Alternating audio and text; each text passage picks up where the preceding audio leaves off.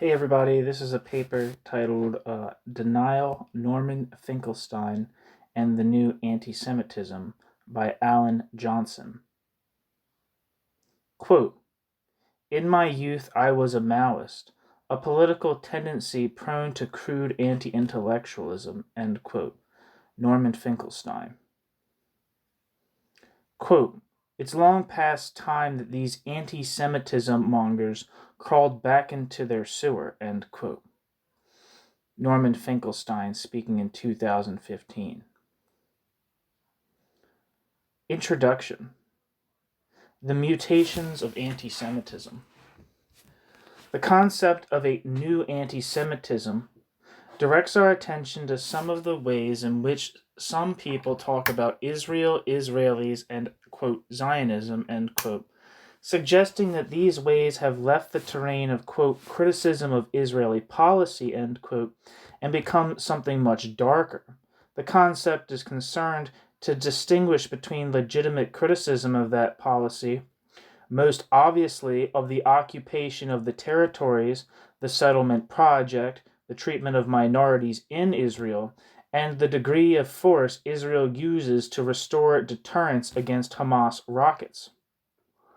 An essentializing, demonizing, and dehumanizing discourse that bends the meaning of Israel and Zionism and most Jews out of shape until they are fit receptacles for the tropes, images, and ideas of classical anti-Semitism.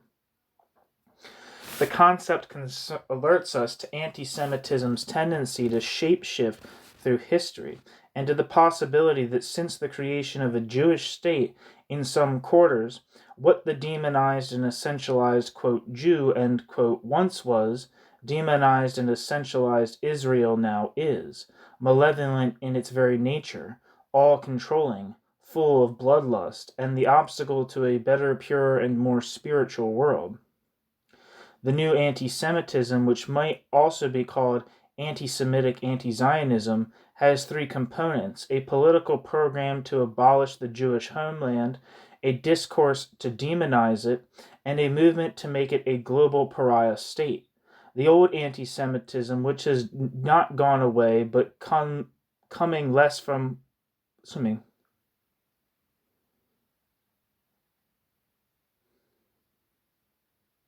think there's a typo here. It's not gone away, but coming less with the new form, believed the, quote, Jew is our misfortune, end quote. The new anti-Semitism proclaims, quote, the Zionist is our misfortune, end quote.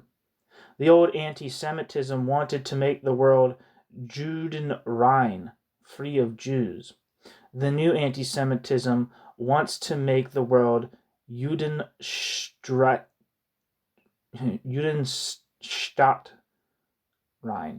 free of the Jewish state, which all but a sliver of world Jewry either lives in or treats as a vitally important part of their identity.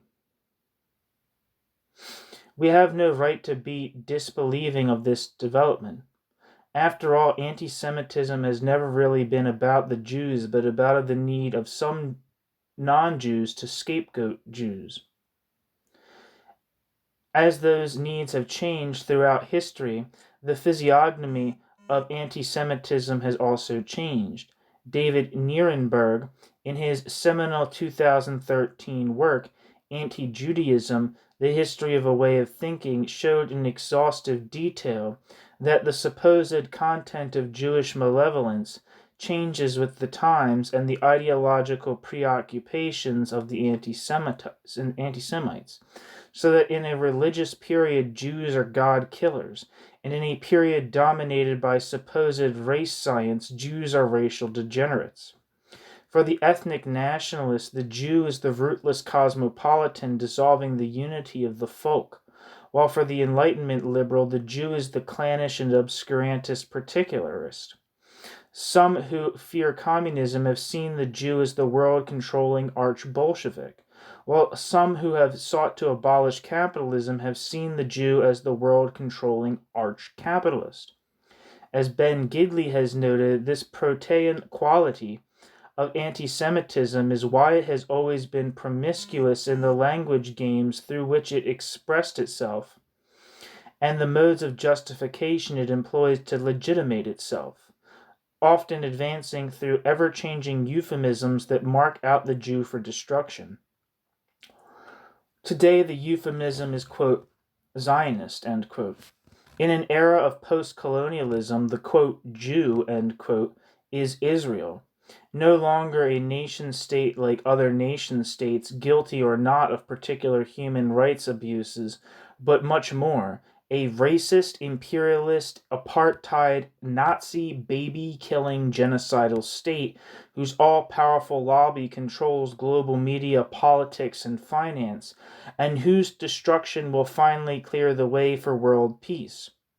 This Israel is an anti-Semitic projection, anathematized in a manner eerily similar to the ways in which the, quote, Jew, end quote, was anathematized in previous manifestations of anti-Semitism as a malignity to be eradicated, routinely compared to the ultimate evil, the Nazis, as a cosmically powerful force, able to bend global politics, media, and finance to its will, as an essentially violent force, a bloodlust state, a, quote, baby killer, end quote, state, seeking to start wars and send Gentile boys off to fight them, as a conspiracy against the Gentile, its power hidden, operating in the shadows and by pulling the strings of the, quote, dumb goys, end quote. When Iran's supreme leader, Ayatollah Ali Khamenei, how to say that guy's name? Fucking goddamn it.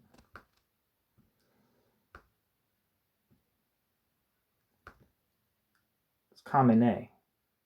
It's Khamenei. Yeah.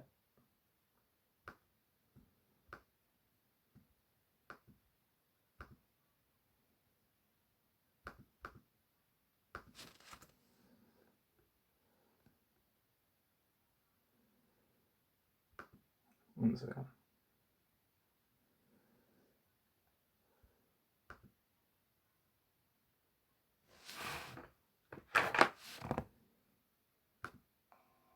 Ali Khamenei. Khamenei.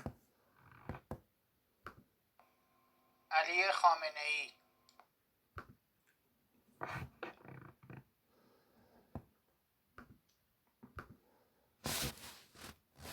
Ali Khamenei said of Israel in 2014 that, quote, this barbaric, wolf-like, and infanticidal regime, which spares no crime, has no cure but to be annihilated, end quote.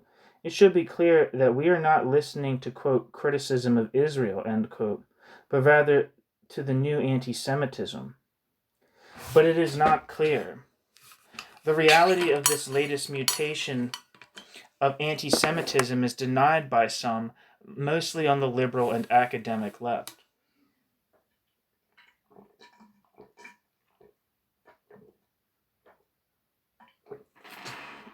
Who refuse to engage with either its day-to-day expressions or with the large scholarly literature about its manifold historical roots, several ideological tributaries, and its multiple contemporary modes and discursive forms.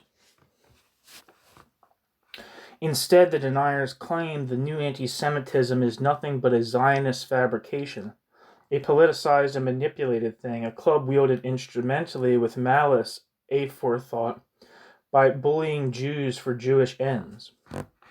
One of the leading voices in this school of, quote, new anti-Semitism denial, end quote, is the writer and polemicist Norman Finkelstein. It has been suggested that campus activists in America are influenced most by him and Noam Chomsky. This chapter picks up the threads of a debate between the author and Finkelstein that took place in London in 2015, during which he mocked the entire idea of a new anti-Semitism as, quote, non-existent, pseudo, and contrived, end quote, and afterwards attacked this author as a, quote, stupid goy, end quote, on social media. My hope is that this short critique will encourage readers to question the merits of Finkelstein's intellectual police action and engage with the concept of the new anti-Semitism. Norman Finkelstein versus the, quote, Holocaust industry, end quote. To plumb the gist of Finkelstein's new anti-Semitism denial, the central text of which is his 2005 book, Beyond Chutzpah, I should know how to say that, on the misuse of anti-Semitism and the abuse of history, we must begin with Finkelstein's controversial bestseller entitled The Holocaust Industry, Reflections on the Exploitation of Jewish Suffering, published in 2000. For Finkelstein, the rise of Holocaust memory in Western culture since the late 1960s took place not because of a welcome and overdue effort to come to terms with the Shoah, but due to a deliberate effort by Zionists and their allies to create a, quote, ideological weapon to delegitimize criticism of Israel, end quote, which he dubs the, quote, Holocaust industry, end quote.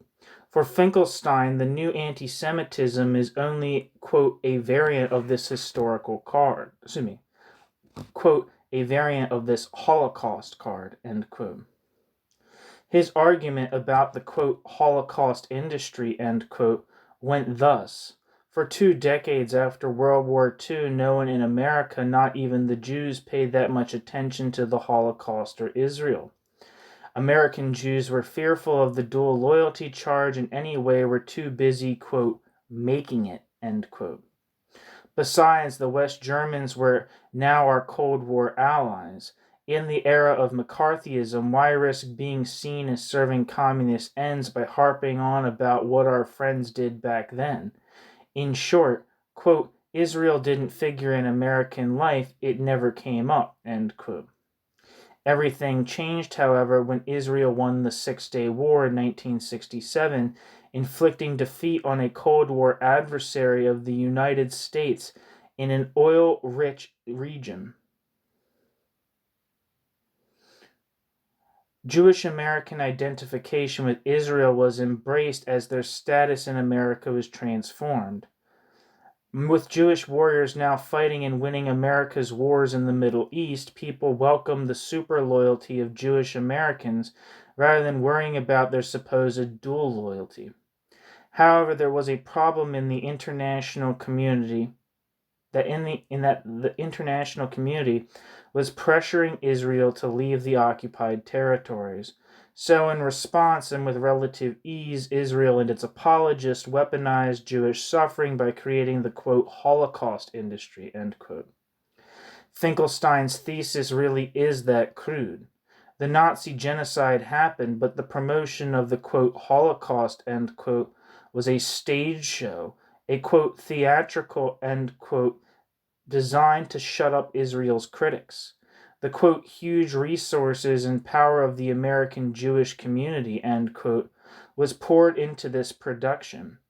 Jewish Americans and Israel apologists everywhere became agencies, quote, agencies for promoting Holocaust mania, end quote. The, quote, Holocaust industry, end quote, claimed Finkelstein, was created for a, quote, very specific calculated political purpose, end quote, to morally blackmail the non-Jewish world. Quote, if no one in the history of humanity suffered the way Jews suffered, end quote, he observed, quote, that ordinary standards of rights and wrongs shouldn't be applied to them, end quote, including in the Palestinian territories. In addition, the book accused the, quote, industry, end quote, of, quote, extorting, end quote, Swiss banks by overstating the number of survivors to increase compensation payments. Enzo Traverso on Norman Finkelstein's The Holocaust Industry. In 2003, a member of the editorial board of the journal Historical Materialism In 2003, as a member of the editorial board of the journal Historical Materialism, I invited Enzo Traverso, the Italian intellectual historian and author of Understanding the Nazi Genocide, Marxism After Auschwitz, to review Finkelstein's book. Traverso took his critical distance, to put it mildly. Of Finkelstein's claim about Holocaust compensation payments, Traverso judged the book guilty of lumping together the Jewish Claims Conference, about which, quote, most, end quote, of his points are, quote, probably correct, end quote, and the national commissions that were established in Europe, which were based on, quote, completely different ethical and political rules, end quote, and which, quote, aim to establish the truth and make amends for justice, not to seek profit, end quote. Traverso noted that Finkelstein, quote, takes the side of Swiss banks, portraying them as victims of a Jewish, quote, racket, end quote, end quote. In effect, he had issued, quote, an absolution and whitewash, end quote, by portraying the banks as, quote, victims, even though they were the first to practice extortions, not against powerful economic institutions, but a persecuted community just before and during its extermination, end quote.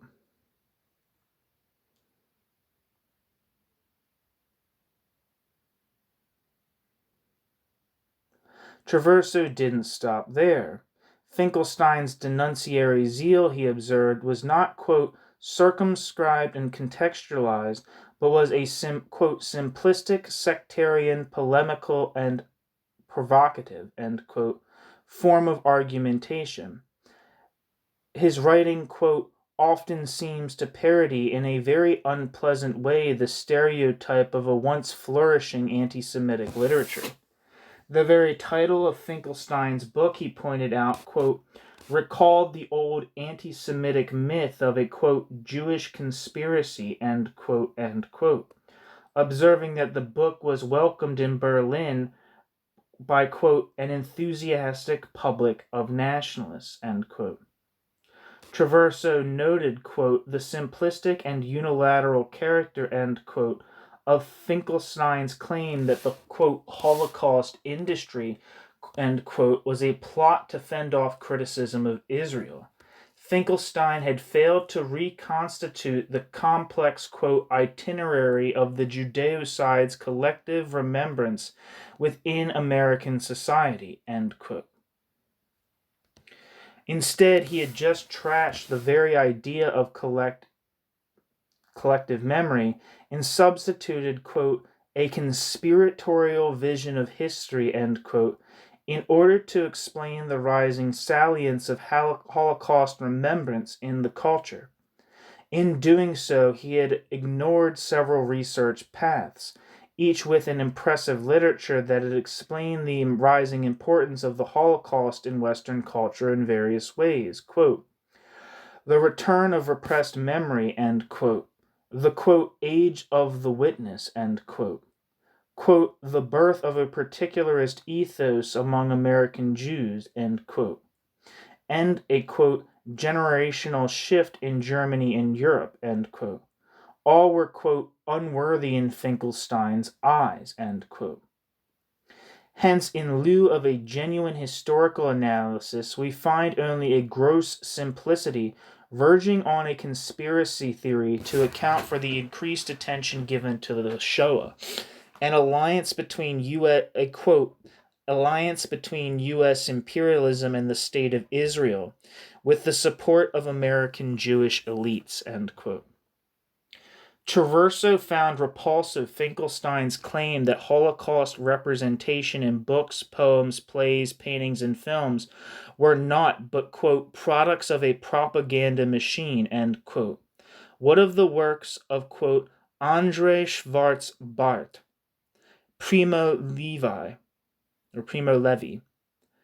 Jean Amery, whose works I have on the YouTube channel, AO, Ruth Kluger, Imre Kitez, and Victor Klemperer, end quote. Traverso demanded to know. He was shocked that Finkelstein, quote, seems indifferent, end quote, to the fact that many expressions of Holocaust memory have been, quote, a powerful motor for the anti-fascist, anti-colonialist, and anti-racist struggles of several generations, end quote. Traverso's summary judgment of Finkelstein's book was damning, a quote, caricatural simplification of the historical process.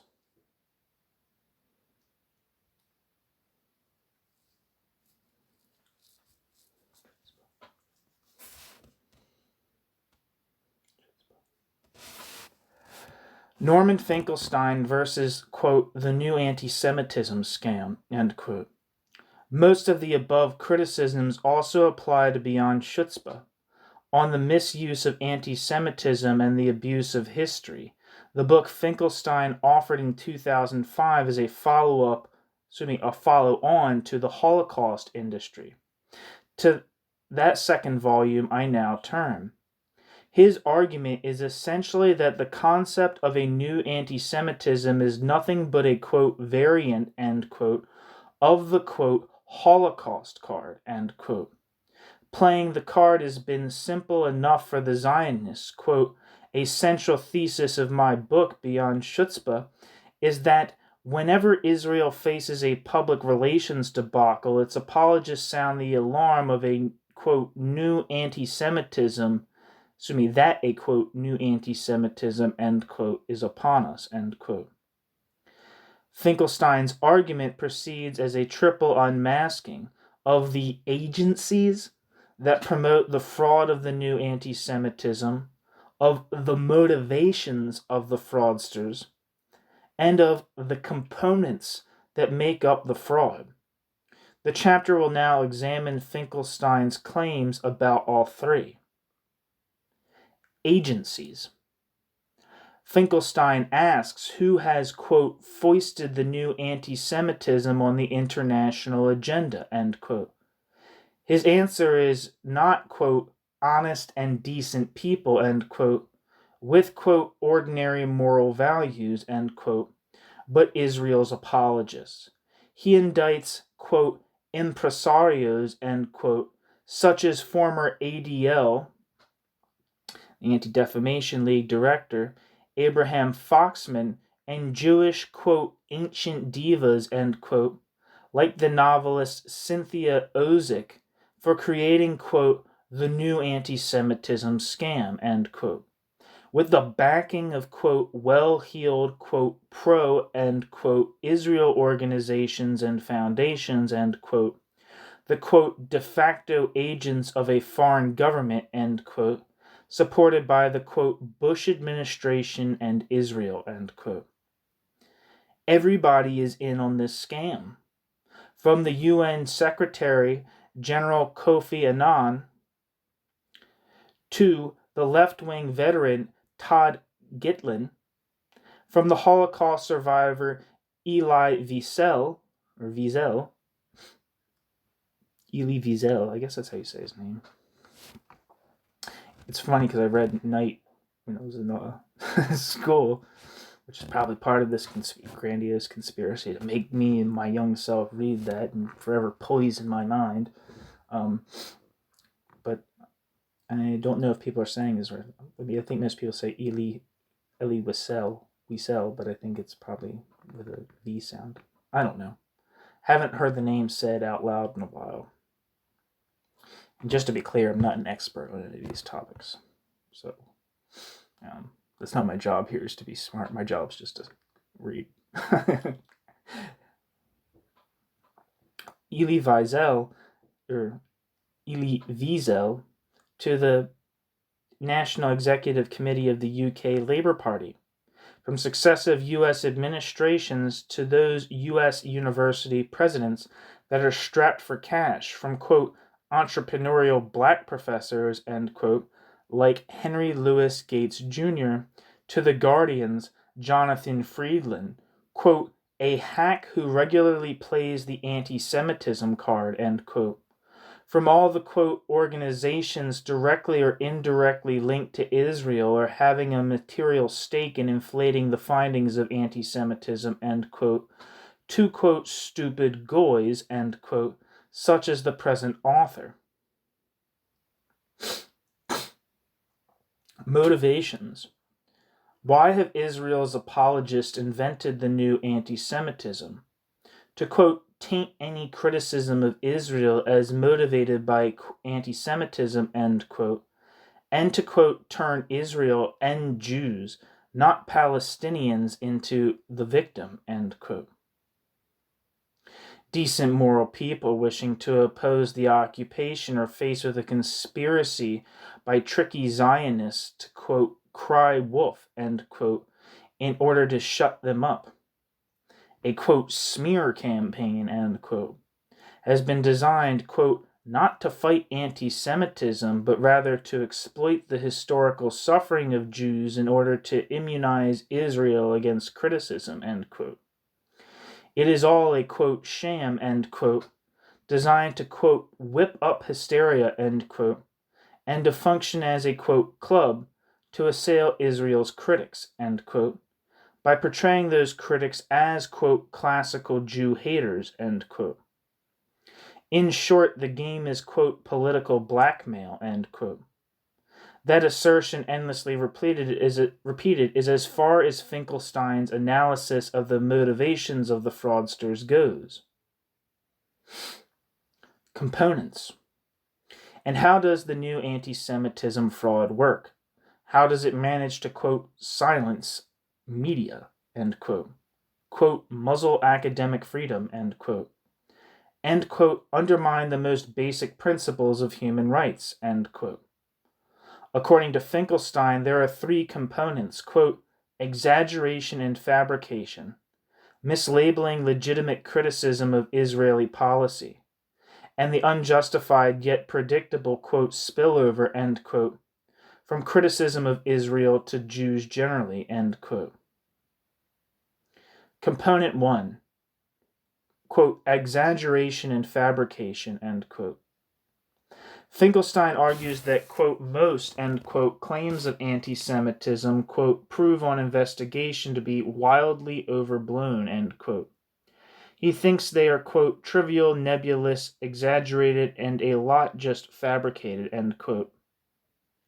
David Hirsch, a leading UK scholar of contemporary anti-Semitism, accepts that, quote, the issue of anti-Semitism is certainly sometimes raised in an unjustified way and may even be raised in bad faith, end quote, noting as an example those on the Israeli right who characterize advocates of Israeli withdrawal from the West Bank as anti-Semitic. Our responsibility, at once analytical, political, and moral, is to make a good faith effort to distinguish between times when exaggeration or falsification is happening and times when it is not. But Finkelstein spurns this labor of distinction. Quote, the hysteria over a new anti-Semitism hasn't anything to do with fighting bigotry and everything to do with stifling criticism of Israel, end quote. Hirsch has further observed that the typical form of the denial of the new anti-Semitism is the, quote, ad hominem attack, which leaves the substance of the question at issue unaddressed, end quote. To be sure, Finkelstein's work is replete with that kind of thing. He smears the global campaign in the 1980s to free Soviet Jewry as a plot designed to, quote, vilify the Soviet Union, end quote. He questions the mental health as well as the good faith of those who claim to see a new anti-Semitism. He dismissed the UK all-party parliamentary report into anti-Semitism because its author, Dennis McShane MP, is a, quote, notorious Israeli firster, end quote. He attacked Jonathan Friedland, the widely respected Guardian journalist and critic of Israeli policy, as a, quote, dull-witted creep, end quote. He avers that all the, quote, anti-Semitism mongers should crawl back into the sewers, end quote, and so on. Closely related to his love of the ad hominem is Finkelstein's addiction to what Freud called the, quote, tendentious joke, end quote, as opposed to the, quote, innocent joke, end quote, that depends on verbal dexterity, The tendentious joke depends on the indirect expression of hostility or obscenity, and is a very serious thing because it makes possible, quote, the satisfaction of an instinct, whether lustful or hostile, in the face of an obstacle that stands in its way, end quote. After posting a map on his website that suggested that Israel and Israelis should be transferred en masse to the USA, Finkelstein said that it was, quote, funny, end quote. Another favorite joke is that his sister got him onto Netflix only for him to discover that, quote, every third movie is about the Holocaust, end quote. Although Netflix offers around 2,500 movies, all he found was, quote, Holocaust, Holocaust, Holocaust, crazy, end quote. Another favorite is this, quote, to quote Gloria Gaynor's inspirational refrain, Jews, quote, will survive, end quote, this onslaught of non-existent pseudo and contrived anti-Semitism, end quote. Similarly, Finkelstein put on a political stand-up routine when I debated him about the new anti-Semitism in March 2015. To a few hundred students, he told a rolling, quote, gag, end quote, about the 2014 to 2015 YouGov poll of anti-Semitic attitudes in the United Kingdom. His, quote, punchline, end quote, was the agreement to statements about Jews can't be an indicator of anti-Semitism if those statements are true. Or again, Finkelstein told the students that the 17% of people who agreed with the statement, quote, Jews think they are better than other people, end quote, are not anti-Semitic because Jews do think that. Between the, quote, spectacular secular success of Jews in the Western world and their theological chosenness, most Jews believe in their group's superiority, end quote. Dude, it's fucking hilarious whatever your identity can just get you away with just saying the most fucking heinous shit about the group that you are of. That if someone else said that, it would like immediately be viewed as what it fucking is. It's fucking crazy. It's so insane how like leftists, if you think of like the way like I don't know, what's the fucking her name, Candace Owens or whatever, the things that come out of her mouth, or any fucking shit Bill Cosby used to say about black people just being irresponsible and lazy or whatever he used to say. How like you can just get away with literally just straight up hate speech if you can just say like you're of the identity. And it's kind of fucking creepy. Just this is like a thought, but it is creepy though to like consider that like the way the like I mean, it's one thing, I don't know, it's creepy as fuck to me to like think of like some like young 20-year-old white leftist being like, yeah man, fucking Norman Finkelstein has the fucking balls to speak the truth and say what the Jews are really like. That's that's fucking hideous to me. But sorry, that's just a rant. I was just listening to this shit. It was like, man, this is like fucking like over the top. And it's like you said, it's what's it called? What did he use the term? Tendentious joke. A joke that's not a joke. It's just kind of said flippantly. It's just like something that's like kind of sort of believed in, but just said like flippantly enough in order for it to just be expressed without being able to like, I don't know, suffer the ramifications of the social ramifications of saying what you actually think. Yeah. It's fucking crazy. It's just crazy because it's like literally like if you just think about anti-Semitism, you think about the way like the things that people will say about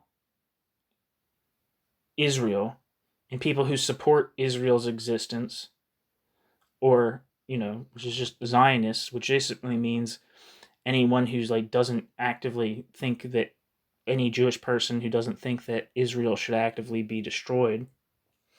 If you just said okay, what would you say if they just don't think to themselves am I applying a very serious double standard here? Sorry, I'm just ranting along. It's just I'm sick to reading, but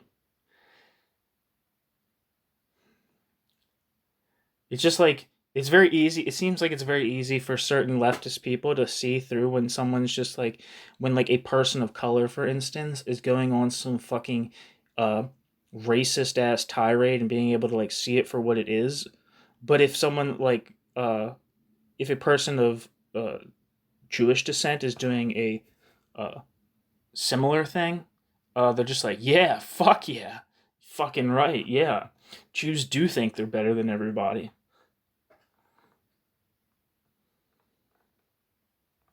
It's horrifying to me. It's ghoulish. Ghoulish. Not goulash. Goulash is good. Ghoulish. Anyway. Likewise, the 17% who agreed that, quote, Jews have too much power in the media, end quote, are not anti-Semitic because Jews are overrepresented in the media. And they do use that overrepresentation for Jewish ends. For example, it is the overrepresentation of Jews in Hollywood that leads to the, quote, media's obsessive focus on the Holocaust, end quote. Quote, my impression is that every third film available for download, even in romantic comedies, seems to be about the Holocaust, end quote, he says, to Laughter, asking his audiences, quote, who can seriously believe that the pro-Jewish bias of the corporate media has nothing whatever to do with the influential Jewish presence at all levels of it, end quote. Of the 13% who agreed that, quote, Jews talk about the Holocaust too much in order to get sympathy, end quote, Finkelstein said there must be something wrong with the mental faculties of the 87% who didn't agree. To more Laughter, he asks, quote, doesn't every sane person think that Jews talk too much about the Holocaust? End quote.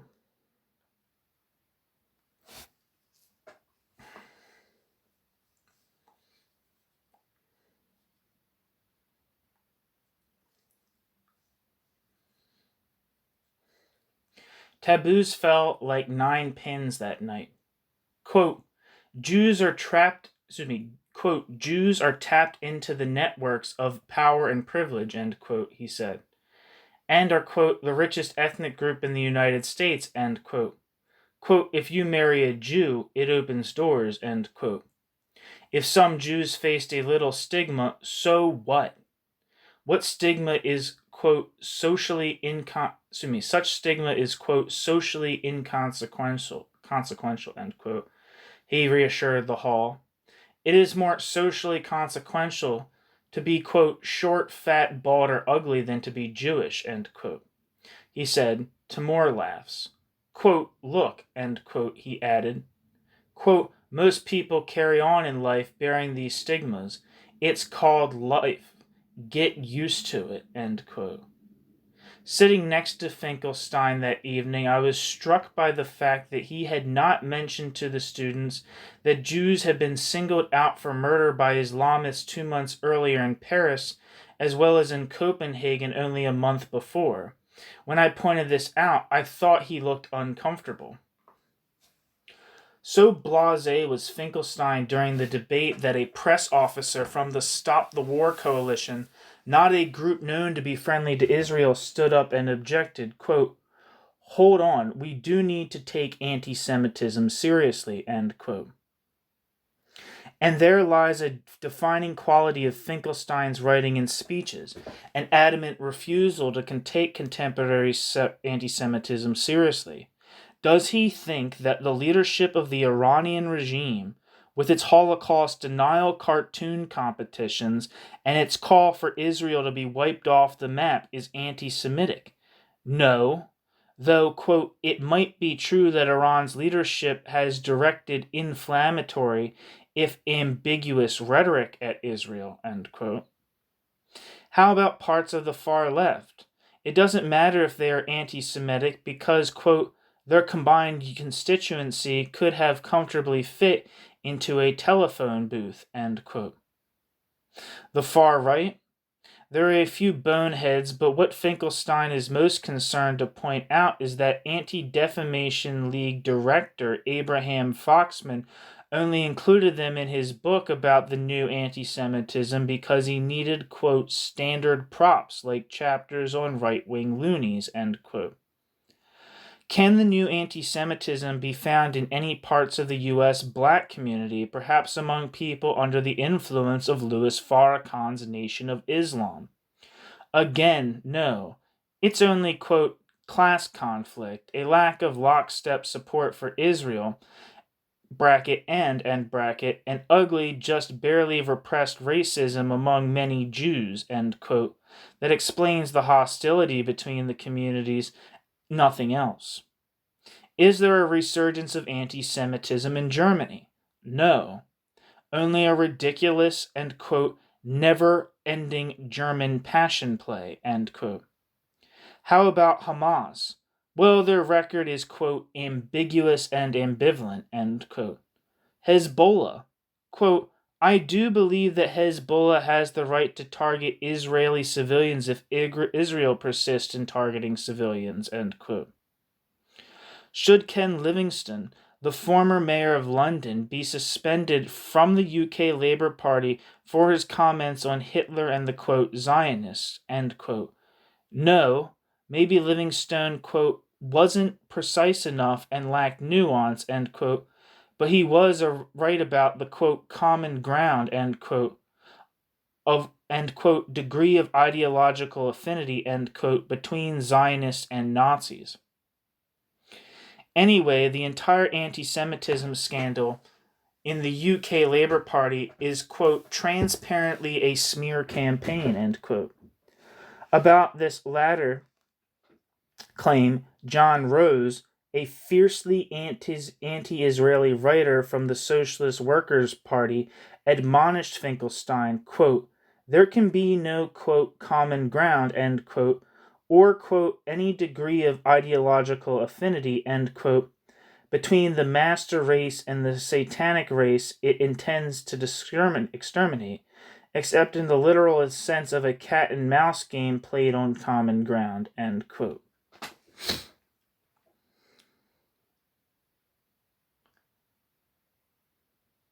When Finkelstein's refusal to take actually existing anti-Semitism seriously is combined with his relentless and effective public speaking, the effect is to change the terms of discussion amongst his audiences. About 54% of U.S. Jewish college students who said in 2013 to 2014 that they had personally experienced or witnessed anti-Semitism, Finkelstein expressed his contempt. The finding is a, quote, tasteless joke, end quote. To the laughter of his audience, he quipped that these students have not arrived at, quote, Kristallnacht, let alone Auschwitz, end quote. As for the Jewish students who said they had received anti-Semitic emails, he is incredulous. Quote, you get an email that is anti-Semitic and the sky is falling. I wish someone would vet my email and I still feel safe. Laughter, end quote. The truth he teaches is that, quote, once quote, Jewish hypersensitivity, end quote, is discounted, decent people must admit that, quote, anti-Semitism has been vanquished on college campuses, end quote. Component 2, quote, mislabeling of legitimate criticism of Israeli policy, end quote. Actually, I think I need to go to bed. I'm too tired to keep reading this.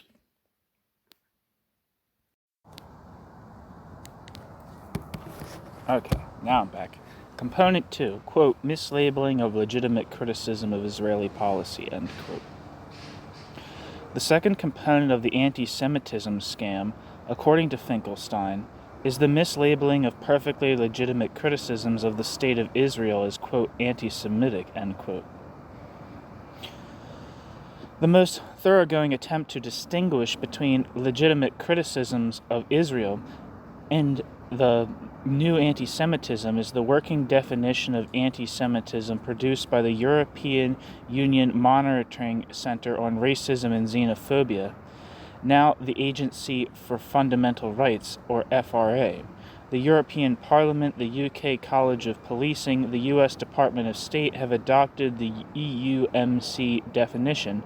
In turn, the definition has influenced the closely related IHRA, International Holocaust Remembrance Alliance definition of anti-Semitism, which was adopted by the UK government in 2017. The definition is explicit that, quote, criticism of Israel similar to that leveled against any other country cannot be regarded as anti-Semitic, end quote. Before going on to specify 5 ways in which hostility to Israel, quote, could, taking into account the overall context, end quote, a vital caveat that is often missed,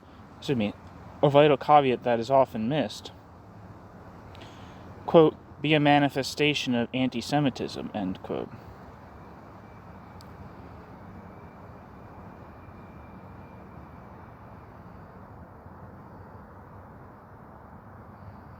The EUMC definition proposes that we consider it possible that, quote, anti-Semitism manifests itself with regard to the state of Israel, end quote, if discourse about Israel, Israelis, Zionism, and Zionists falls under one or more of the following 5 headings. Denying the Jewish people their right to self-determination, e.g., by claiming that the existence of a state of Israel is a racist endeavor. Applying double standards by requiring of it a behavior not expected or demanded of any other democratic nation.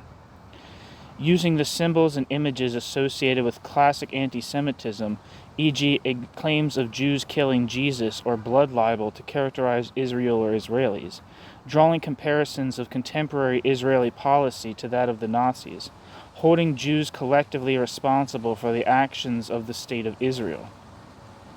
Finkelstein's response has been to trash the EUMC working definition in one word, quote, nonsense, end quote. Quote, no serious person, end quote, Finkelstein has said, quote, could give them, bracket, i.e. the 5 examples of the new anti-Semitism cited above, end bracket, the time of day, end quote. The failings identified in Finkelstein's earlier book by Enzo Traverso are again visible in his response to the EUMC working definition. For example, we find once more a, quote, caricature simplification of the historical process, in the sense that he pays no attention to the ideological tributaries of the new anti-Semitism. The long tradition of left-wing anti-Semitism that began in the 19th century, denounced at the time by the German Social Democrat leader August Bebel as, quote, the socialism of fools, end quote. The decades-long, heavily funded, state-sponsored, or globally influential anti-Semitic, quote, anti-Zionist campaigns, end quote, organized by the Stalinist bloc from the 1940s to the 1980s, the profoundly anti-Semitic character of some parts of post-war Arab nationalist movements, especially Baathism, and to varying degrees the anti-Semitism of the Islamist movements. Astonishingly, Finkelstein breezily switches aside the 3 main drivers of the new anti-Semitism: the 1970s-era United Nations and its networks, the post-war Stalinist states, and Islamism, and he dismisses all 3 in 3 words. These are not but, quote, usual boogies, end quote, of the Israel lobby. And that is it. Incuriosity is taken to its limit. As Traverso observed about his earlier book, by doing this, Finkelstein again ignores the outputs of several scholarly research programs.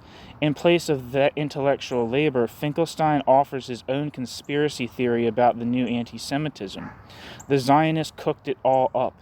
He then makes the trite argument that the Nazi analogy cannot be anti-Semitic, as EUMC claims it might be, depending on context, because some Israelis have on occasion compared to Saddam to Hitler, and so that would mean Israel itself is anti-Semitic. This argument is frankly pathetic and little better than playground retort, quote, "Yeah, well, you too," end quote.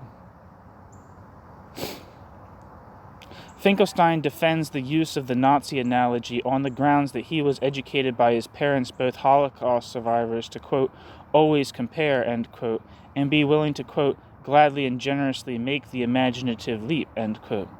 But are we really looking at a generous imaginative leap when, for example, the events in Jenin in the West Bank in 2002, when 52 Palestinians were killed in an Israeli military operation to stop terrorist attacks, of whom half were combatants, as well as 23 IDF soldiers, are routinely equivalents to the events of the Warsaw Ghetto in 1940-43, when approximately 300,000 Jews were murdered. Or when the Israeli Defense Forces are compared to the Nazi SS, or when Mick Napier, chair of the Scottish Palestine Solidarity Campaign, declares that, quote, "an accurate understanding of the Nazi Holocaust is essential to grasp modern Israeli savagery towards the Palestinian people," end quote. No, in each case the function of the Nazi analogy is not to extend our sympathies by a generous act of comparison. It is Jew bait. At his most candid, Finkelstein admits that the Nazi analogy is about Jew baiting, and he defends it as such. Quote, If you invoked that analogy, it shook Jews. It jolted them enough that at least you got their attention," end quote. There is a touch of pride in his own use of the Nazi analogy. Quote, "If you wanted to touch a nerve regarding Palestinian suffering, you had to make the analogy with the Nazis, because that was the only thing that resonated for Jews," end quote. Finkelstein identifies with former London Mayor Ken Livingstone, quote, "I can understand his motivation because I'm of roughly his generation. If he was, quote, baiting," end quote, it was a reflexive throwback to the factional polemics in the 1970s and 80s. That's how we used to fight this political battle, by dredging up these sordid chapters in Zionist history," end quote. Finkelstein baits himself. Quote, "People like Abraham Foxman resemble stereotypes straight out of Der Stürmer," end quote. Jew baiting, it seems, is a strictly tactical question. If it is judged a, quote, distraction, end quote, today, well, it may prove useful again tomorrow. Finkelstein's absolute dismissal of the fundamental EUMC claim that, quote, "holding Jews collectively responsible for the actions of the State of Israel," end quote, can be an expression of anti-Semitism, quote, "nonsense," end quote, is a rejection of a blindingly obvious statement about the nature of racism. After dismissing the EUMC claim, he then contradictorily says it is Israel's fault when Jews outside Israel are held responsible for Israel's actions or existence because Israel insists on, quote, "representing itself as the state of the Jewish people, thus collectively implicating Jews in its actions," end quote. He evades the question posed by the EUMC, and this evasion is crucial to his treatment of the third form taken in his view by the new anti-Semitism fraud, quote, "spillover," end quote. Component 3, quote, "spillover," end quote.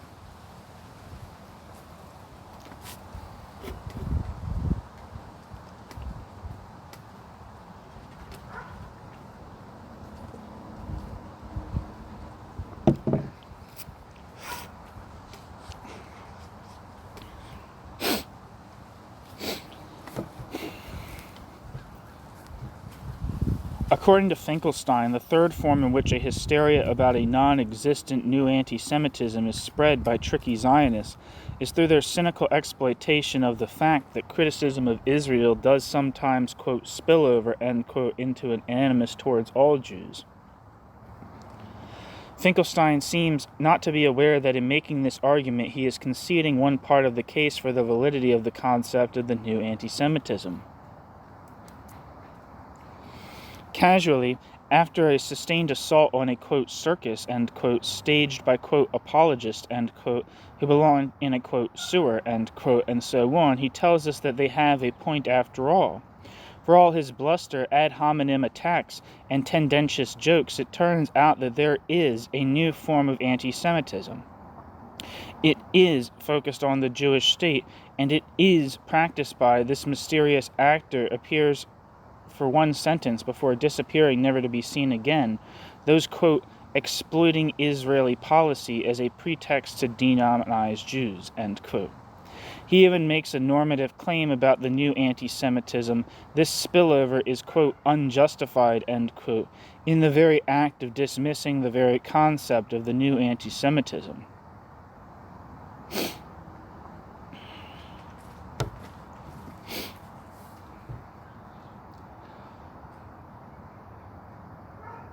Of course, the new anti-Semitism is only marginally about an overreaction to, quote, Israel's repression, end quote. Much more central to the phenomenon is a long-standing and ideologically grounded hostility to Israel's existence.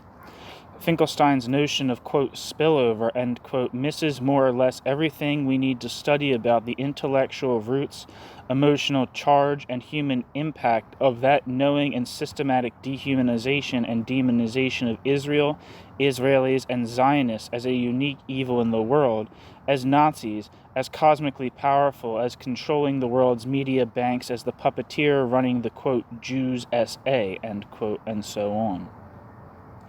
Finkelstein makes matters worse by focusing on the predictability of the spillover rather than the spillover itself, end quote.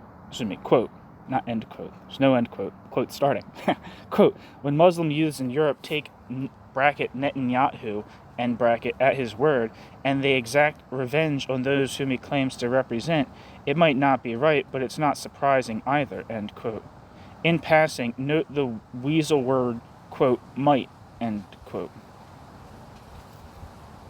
And predictably can tip over into justification in his purely rhetorical question, quote, should it really surprise us if the cruel occupation by a self-declared Jewish state engenders a generalized antipathy to Jews, end quote.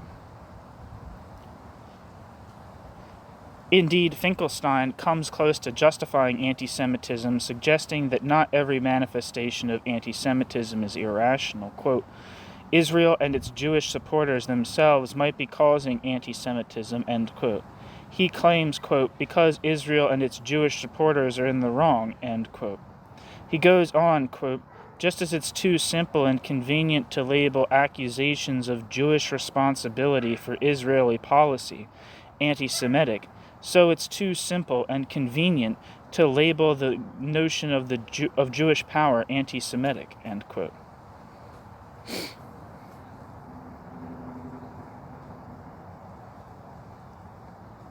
End quote.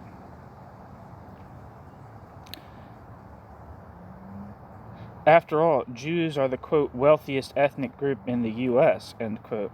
And since such a disproportionate number of Jews get into Ivy League universities in America, are not Jews the, quote, beneficiaries of reverse discrimination, end quote?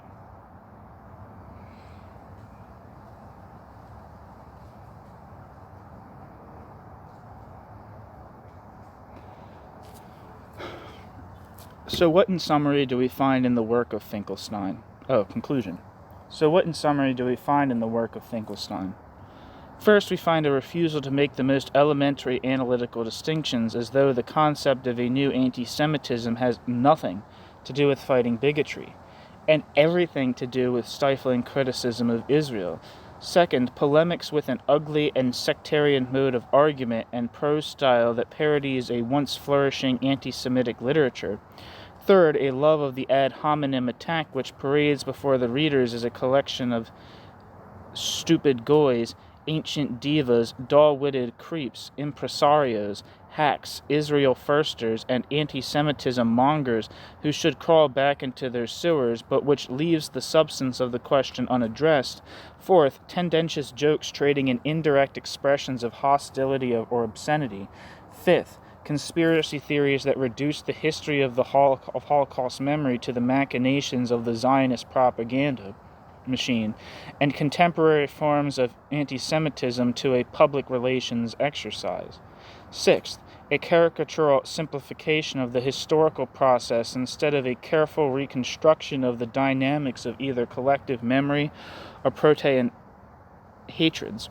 Seventh, the normalization of anti-Semitism by repetition of negative tropes, i.e., Jews really do believe in their group's superiority, talk too much about the Holocaust, use their overrepresentation in the media for Jewish ends, are tapped into networks of power and privilege, and should stop complaining about anti-Semitism, since they have not arrived at, quote, Kristallnacht, let alone Auschwitz, end quote.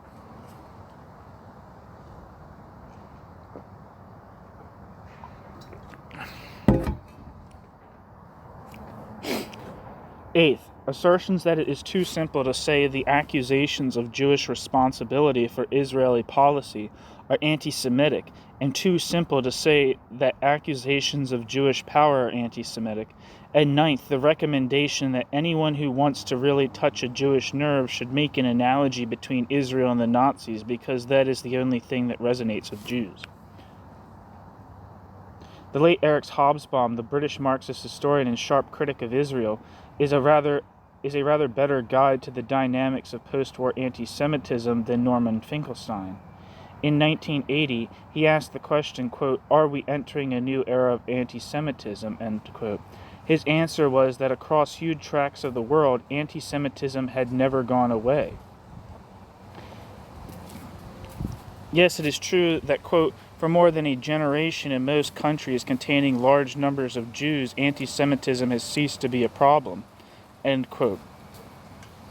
But it had survived in two major regions in the post-war years, quote, under Islam, and unfortunately in some countries committed to an ideology which rejected racism, notably the Soviet Union. Hobsbawm, a lifelong member of the Communist Party, pointed out that across Stalinist Eastern Europe, quote, anti-Semitism was tolerated and sometimes encouraged, end quote, after the Holocaust, albeit now dressed up as, quote, anti-Zionism, end quote.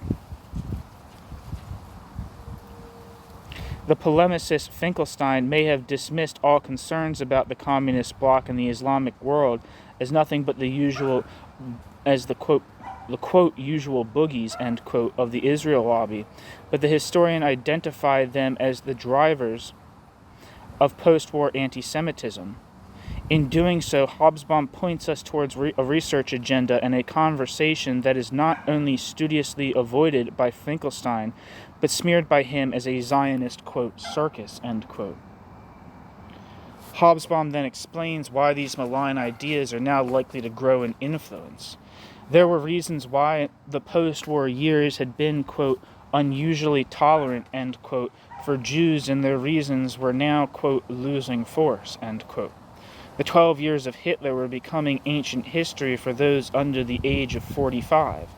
The image of brave, plucky Israel had not survived the era of Likud Prime Minister Menachem Begin, and the economic boom years were giving way to a slump. Hobsbawm concluded that, quote, in times of insecurity, civility is on the retreat before barbarism, end quote, and warned that, quote, civilization looks as though it may again go into reverse in the matter of anti-Semitism. So it has proved. Sweet, hold on, did I say, end quote? Reverse in the matter of anti-Semitism, end quote. And so it has proved. Perhaps the worst of Finkelstein is that almost 4 decades after Hobsbawm's warning, with the anti-Semites now walking and exploding themselves amongst us, and with the need for a serious intellectual and practical response at a premium, he finds it appropriate to laugh and to wield his considerable influence, telling everyone that it is time that the anti-Semitism mongers crawled back to their sewers.